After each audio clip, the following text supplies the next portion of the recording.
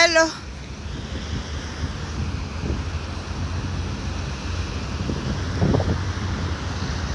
Ok. Bonjour. Bonjour, Azedine. Comment tu vas? Bonjour. Là, ce matin, je suis à Munich. Je suis en train de me balader. Et je fais coucou à tout le monde. Voilà.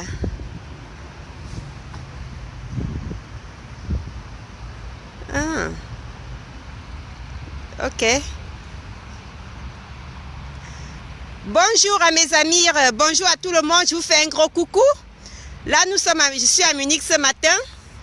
Et comme j'avais prévu de faire un petit coucou à tout le monde, voilà, je suis en train de me balader. Et je voudrais tout simplement ce matin parler à propos de Membengo. Voilà, mon cher Membengo, et à tous ceux qui m'ont demandé de parler de lui à propos de l'actualité camerounaise. Oh, bonjour Elie. Bonjour Fonja Moulou. On va parler de Membengo tout à l'heure, là, vous voyez. Membengo, c'est du passé, c'est du passé. Regardez, je ne peux pas passer mon temps expressément pour lui. Voilà, je suis dans un jardin, je me balade là, avec mon sac au dos. Moi, Elie. Bonjour. Voilà, on va parler de Membengo. Membengo, tu sais, la vie, c'est quoi? La vie est très simple. La liberté, c'est la vie. Voilà, je ne vais pas trop dépenser mon énergie pour Membengo.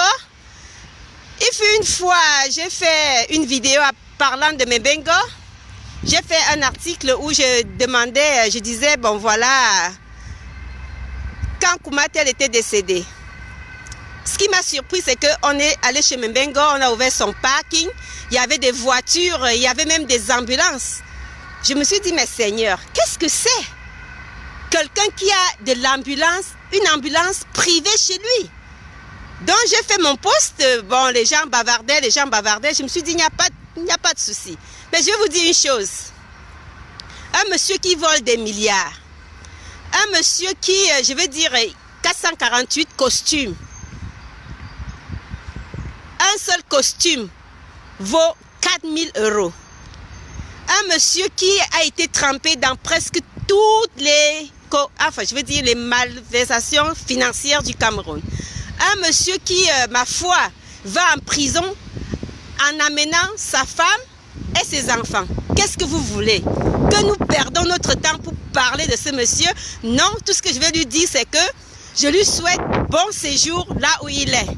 Dites-lui ça, que je lui souhaite un excellent, je ne me moque pas de lui, parce qu'il sert de leçon aux autres. Voilà.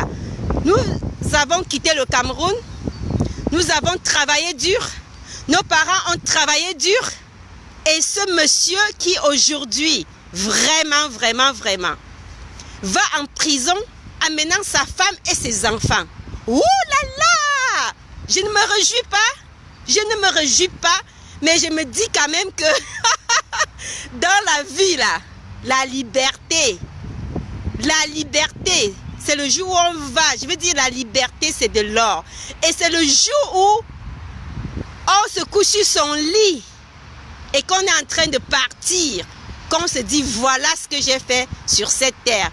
Donc ça ne vaut absolument pas la peine que je me moque de Membengo. Non, je ne vais pas me moquer de Membengo.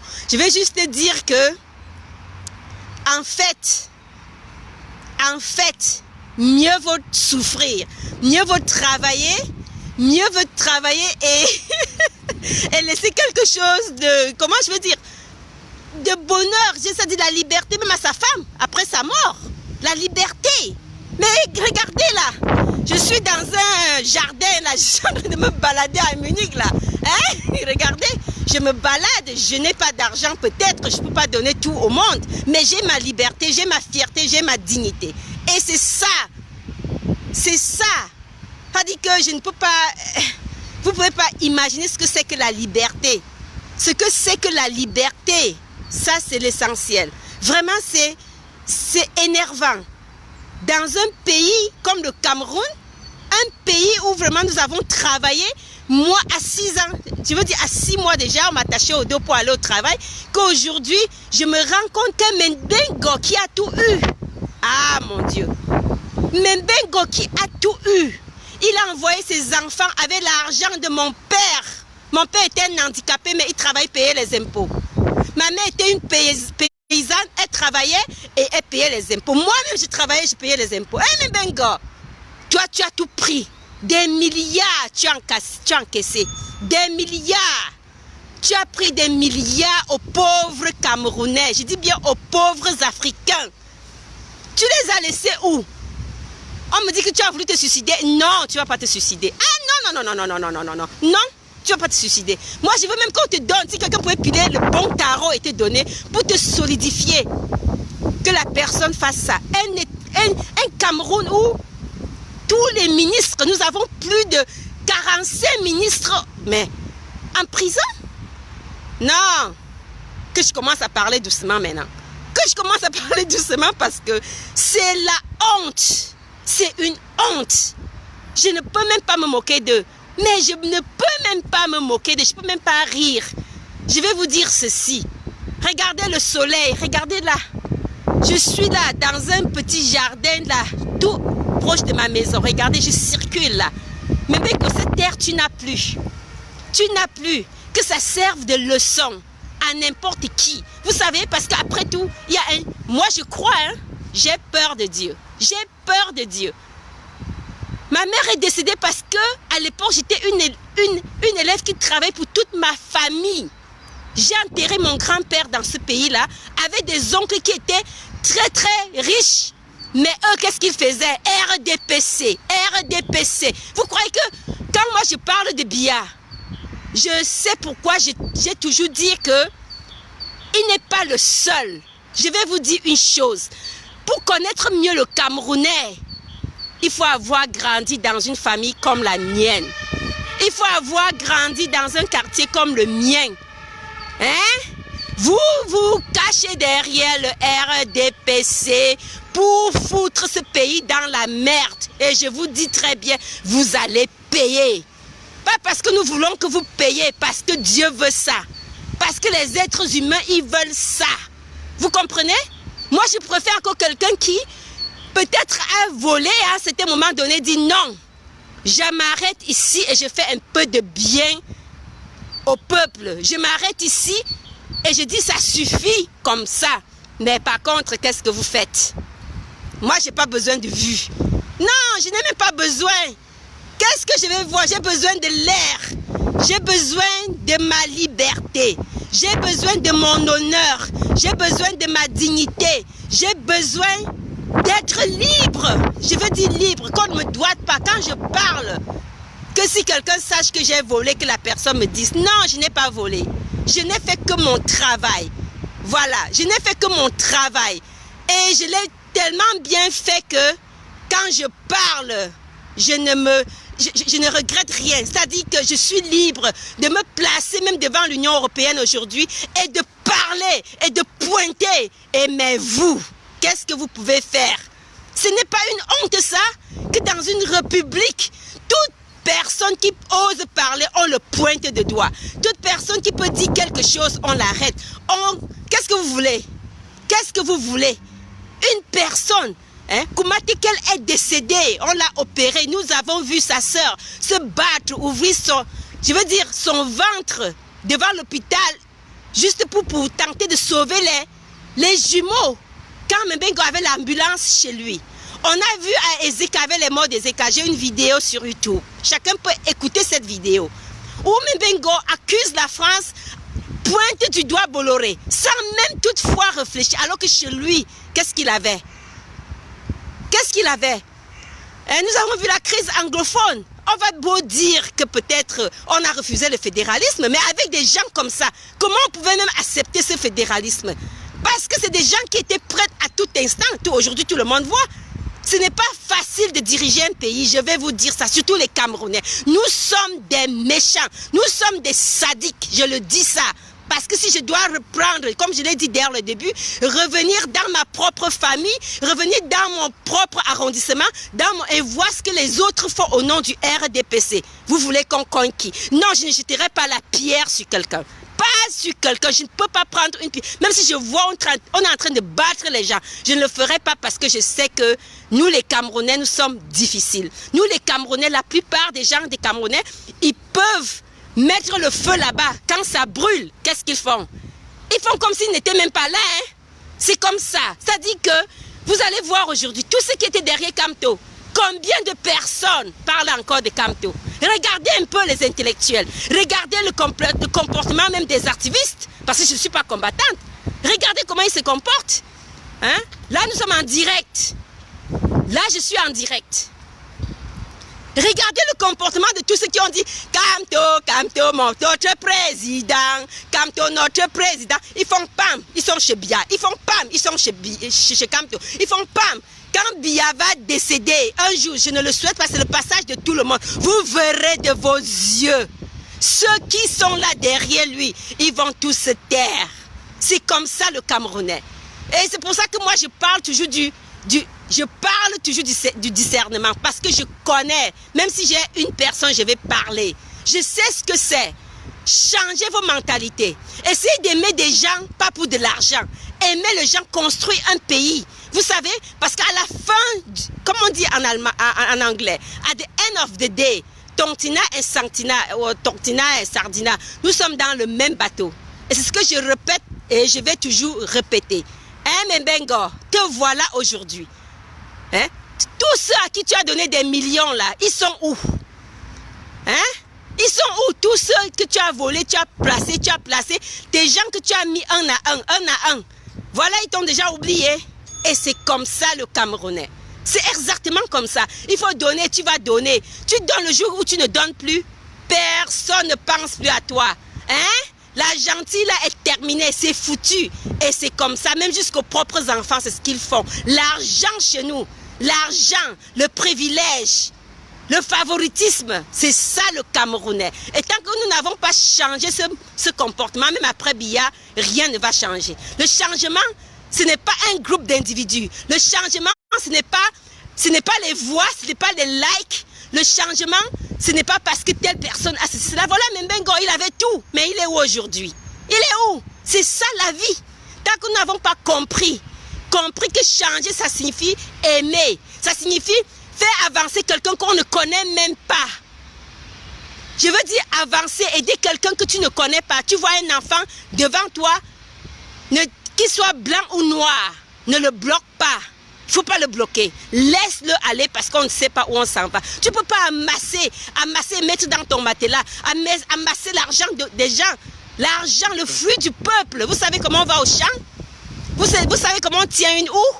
Vous savez comment, à quelle heure les gens se lèvent au Cameroun? Les femmes, les Bayam Salam, vous savez ce qu'elles font pour pouvoir cultiver les cotons au nord? Vous savez ce que les femmes... Ah non, vous ne connaissez pas. Avoir des sacs, c'est très beau. Moi, j'aime aussi le luxe. Et le luxe, là, quand je m'assois, je me dis, j'ai payé avec mon propre argent, c'est-à-dire l'argent de mes cieux, de ma sueur. Je ne peux pas voler pour donner à mon fils. Je ne peux pas voler pour donner à mon enfant. Parce qu'à la fin de la soirée, hein, c'est ce qu'on nous apprend dans des grands pays comme l'Allemagne. C'est ce qu'on nous apprend dans les grands pays comme la France. C'est-à-dire un pays où chacun essaye de travailler et de manger à la sueur de son front. Vous venez en Europe, vous venez ici, déjà vous partez du Cameroun avec l'argent volé, je le dis. Parce que si nous prenons 100 Camerounais qui ont étudié en Allemagne, au moins 80 sont arrivés ici, là, avec l'argent de la sueur des autres. Ça, c'est clair. Je le dis. Et je suis prête à le redire. Vous venez avec l'argent des gens. Rentrez dans des universités en Occident. Vous apprenez correctement. Vous venez, vous sortez. Quand vous êtes malade, là, vous venez ici, on vous cajole. Oh, comment vous allez? Est-ce que c'est bien? L'éthique est là. Tout est là. Maintenant, dès que vous finissez, en prenant le vol, dès que vous entrez dans Air France, vous oubliez tout ce que vous avez appris ici en Europe, aux États-Unis, en Russie. Vous partez maintenant. Je vais vous raconter une histoire. Il y a quelques années, j'arrive au Cameroun, je vais à l'hôpital avec ma petite nièce. Nous sommes arrivés là-bas, elle était malade. Il y avait un rang, tout le monde, et déjà tout le monde parlait la même langue. Je veux dire la même langue. Je suis allée à l'éducation nationale, c'était pareil. La même langue. Nous sommes arrivés dans cet hôpital, il y avait une petite fille couchée sur le banc. Elle était tellement malade, sa maman me dit, ça fait 5 jours que je n'arrive pas à rentrer. Parce que le docteur, il y a une autre porte par derrière. Nous sommes restés là-bas, à un moment donné, je ne pouvais plus parce que je suis comme ça. Ça, c'est ma nature. Je suis allée voir le docteur, j'ai dit, mais il y a une petite fille qui est couchée là. Elle me dit, elle sort de mon bureau. Hey, si tu ne sors pas, je lui dis, mais pourquoi je vais sortir de ton bureau? Je suis en train de te dire qu'elle est malade, elle est en train d'agoniser. Cet enfant est en train d'agoniser, elle a besoin de soins. Elle me dit, ici ce n'est pas comme ça. Je lui dis, mais pourquoi ce n'est pas ici? Je prends son nom, je lui dis, mais écoute, tu sors d'une école en France. Tu ne peux pas voir un enfant. On me dit que non, c'est pas si on ne choco pas. Elle me dit, il y a le choco, tu n'as pas vu le portier? Je dis, quoi? Ça, j'ai fait un boucan. Si bien qu'on est venu, on a soigné cet enfant. Sinon, l'enfant décédait. Il y a un enfant qui est mort aussi comme ça, toujours devant nous, parce qu'on ne pouvait pas la soigner.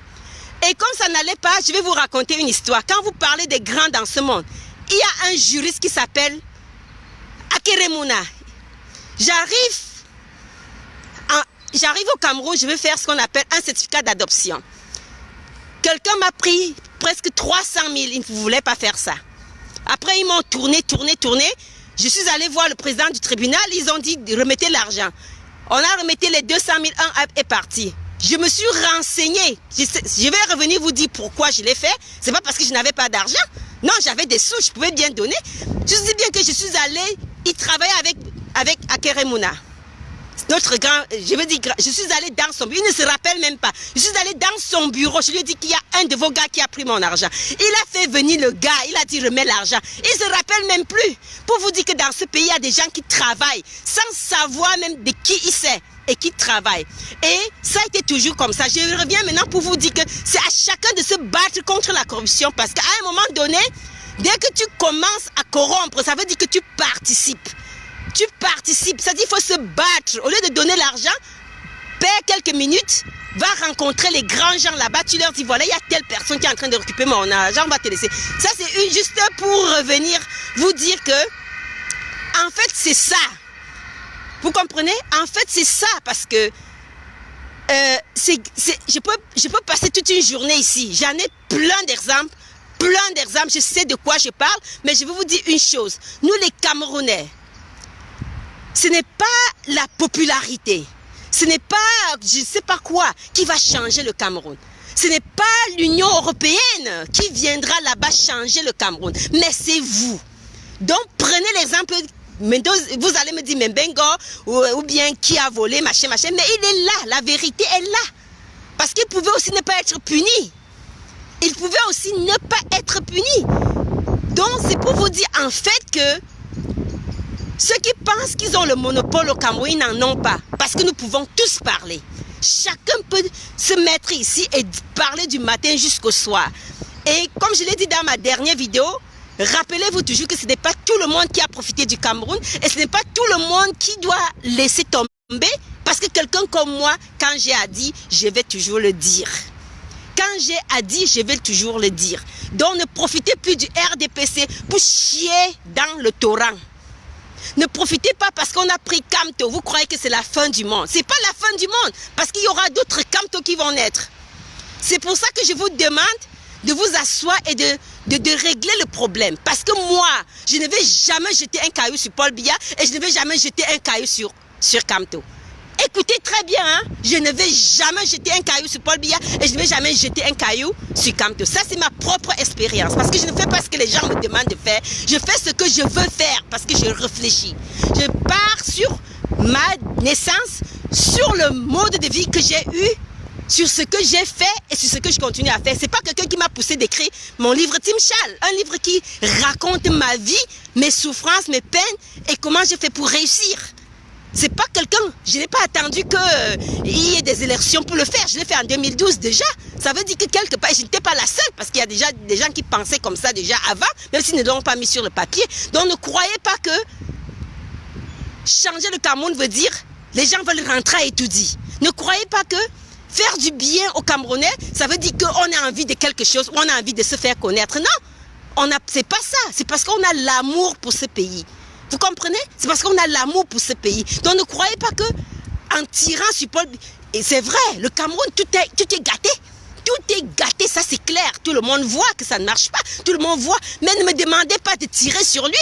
Parce que j'ai mes raisons pour ça, de ne pas tirer sur lui. J'ai mes raisons de ne pas tirer sur Kamto. J'ai mes raisons de chercher à ce que les gens puissent s'asseoir, discuter, trouver des solutions et amener ce pays vers l'avant. Voilà ce que je pense. Voilà. Si ça ne vous plaît pas, qu'est-ce que vous faites? Vous savez où est mon inbox. Donc, écrivez-moi en inbox et dites-moi pourquoi est-ce que ça ne vous a pas plu. Sinon, je continue mon petit chemin en respirant de l'air pur, comme ça se doit aussi au Cameroun. Et je souhaite que tous les Camerounais puissent respirer cet air pur. Voilà, le vent souffle, ça c'est clair. Ça c'est clair, le vent souffle, voilà. Donc, moi j'en ai terminé avec mon premier live de ce matin, parlant de Membengo et Allah un peu ça et là. Voilà, le soleil brille. Et je dédie ce soleil à l'avenir du Cameroun. Voilà, c'était Juliette depuis Munich. Coucou, bonne journée.